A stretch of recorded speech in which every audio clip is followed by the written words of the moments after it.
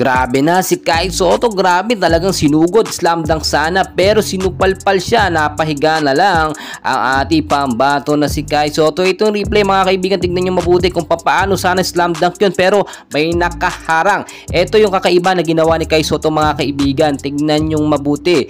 May ginawa siya dito, no? Ito yung play na yan, tignan nyo mabuti. Yun, tapos shoot. Ito yung replay mga kaibigan, tignan nyo. May ginawa siya dito na push, sabay talon at puntos. Ito, push, talon at puntos.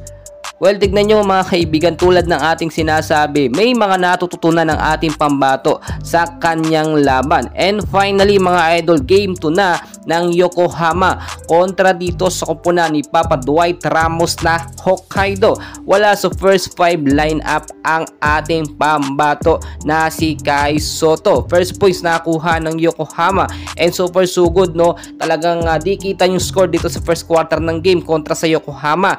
Under 1 minute and 30 seconds pa saka po ipinasok si Kai Sotto dito sa first quarter ng game. So ilang minuto lang naglaro si Kai Sotto sa first quarter pero tignan nyo mabuti, nakapagtala agad ng 2 points si Kai Sotto pero sa free throw po yun. Nakita naman natin ngayon pinagtutulungan si Kai Sotto madalas sa foul, no? Pero pag si Kai Sotto nakakagawa ng foul, hindi po siya pinipituhan ng referee. Nakikita natin parang talagang favoritism itong referee na mga player na dapat pinipituhan lang at laging si Kai Sotto yun.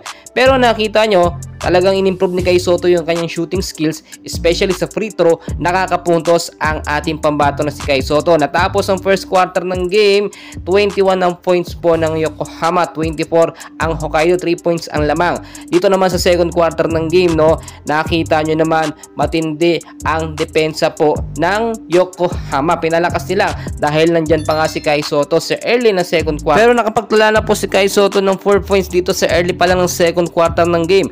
Another 1 point sa kanyang free throw. Tingnan nyo mabuti kung paano po yung nangyari dito po sa second quarter ng game, no. Etong ating pambato na si Kai Sotto, under 5 minutes saka pa po siya inilabas. So nakapaglaro pa ng ilang minuto ang ating pambato. Pero after ilabas ni Kai Sotto, doon na po natambakan ng sobra. Eto nga pong Yokohama kasi wala nang defender, walang dumidepensa. Doon may mga matatangkad na player pero puro puntos lang naman ang alam niyan, hindi yung dumidepensa. Yung mga scoring machine po, no, mga 3-pointer ng Hokkaido ay hindi po nababantayan mabuti. Hindi kagaya kapag may Kai Sotto, may defender, may dumidepensa po. So dito po sa second quarter ng game, nakapagtala na po ang ating pambato na si Kai Sotto ng 5 points, 1 rebound with 7 minutes of playing time pa lang po. Pagdating naman po sa second half ng game, sa third quarter, last minute ipinasok pa ang ating pambato na si Kai Sotto para makadepensa ang Yokohama. Yun kasi ang kulang, no, kapag walang Kai Sotto. And so far maganda ang pinapakita ni Kai Sotto. Do may mga foul siya, no, dahil talagang todo atake itong si Kai Sotto.